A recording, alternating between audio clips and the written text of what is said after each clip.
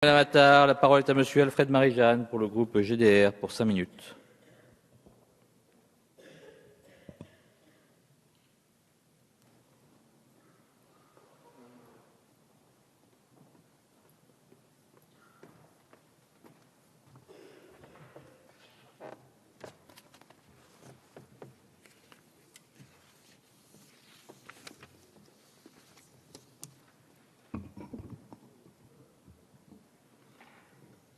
Monsieur le Président, Madame la Secrétaire d'État, collègues de l'Assemblée, il faut se rendre à l'évidence. La mutilation de l'Université des Antilles et de la Guyane a été un échec flagrant. Son onde de choc n'a pas fini de faire des dégâts. Ce qui se mijote autour de la création de l'Université des Antilles laisse présager le pire. J'ai l'intime conviction que les tractations en cours n'ont qu'un but inavoué, celui de nous acheminer vers une seconde séparation, et ça a été affirmé. Du passé, je sais les frustrations insupportables. Du passé, je sais les dysfonctionnements regrettables. Comme je sais aussi les détournements de fonds publics en bande organisée déplorable.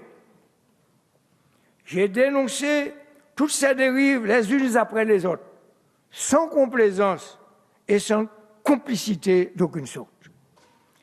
Mais au-delà de toutes ces déconvenues, j'ai raison gardée en plaidant constamment pour le raffermissement et le développement des liens entre la Guyane, la Guadeloupe et la Martinique.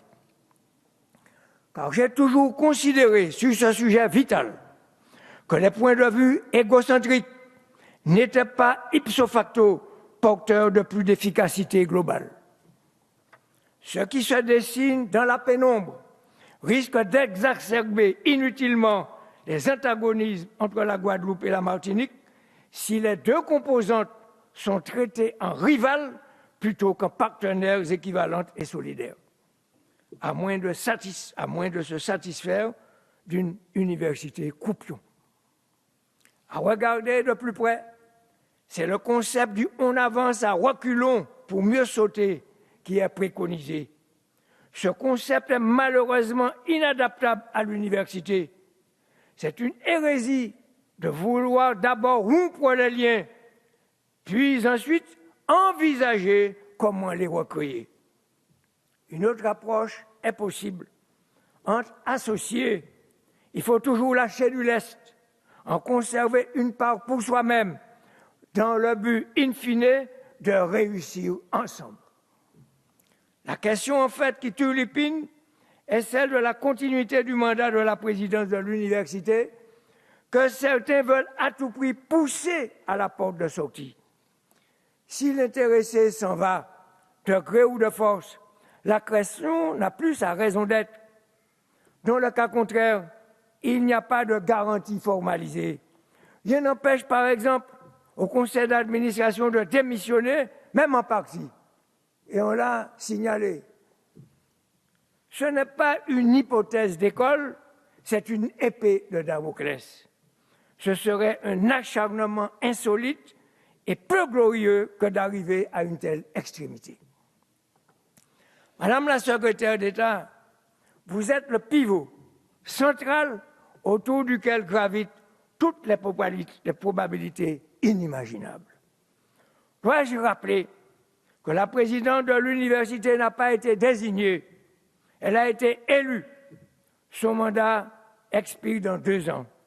L'obliger à s'en aller de force par un artifice quelconque, c'est fomenter un complot. Ne pas respecter la date de l'échéance est une atteinte délibérée à la démocratie. Il est temps de revenir à des considérations plus apaisées. Sans remettre en cause le principe d'une direction collégiale élue, il serait judicieux d'insérer dans les statuts que la présidence de l'université soit dévolue alternativement à une personne issue de chaque pôle, tantôt Guadeloupe, tantôt Martinique. Madame la secrétaire d'État, ne succombez plus aux voix des sirènes de la discorde permanente. Vous avez mis en place les meilleures conditions possibles pour que les universités de France soient plus performantes et plus attractives à l'international, alors que pour les étudiants de notre outre-mer de la Caraïbe, vous nous faites naviguer à contre-courant du monde. En effet, en mai 2013, à l'Assemblée nationale, lors de la discussion du projet de loi relatif à l'enseignement supérieur et à la recherche, une dame déclarait avec fougue, conviction et pertinence, et je cite, que les regroupements des universités relèvent du bon sens, que les regroupements des universités donneront une plus grande visibilité aux universités qui sont des pastilles vues de Shanghai, que nous devons regrouper nos forces et favoriser la coopération au lieu d'une compétition qui ne rime à rien. Cette déclaration magnifique a été faite par vous, Madame Geneviève Fioraso.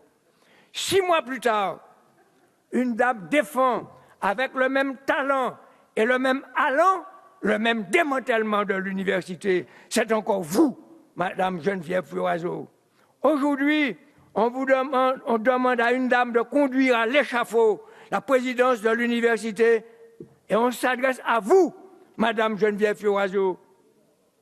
Que de volte-face subite et déconcertante.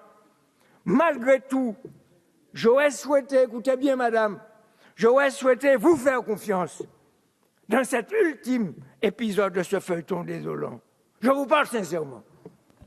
À condition que vous vous émancipiez enfin de ce système d'injonction répressive empêchant la mise en place sereine de l'Université des Antilles. Collègues de l'Assemblée, mes propos ne sont ni exagérés, ni injurieux. Devons-nous rester indifférents à ces enjeux cruciaux pour notre devenir et notre ancrage dans notre zone géographique à potentialité élevée, en pleine expansion et mutation positive que vous savez. Merci. Merci, M. Marie-Jeanne.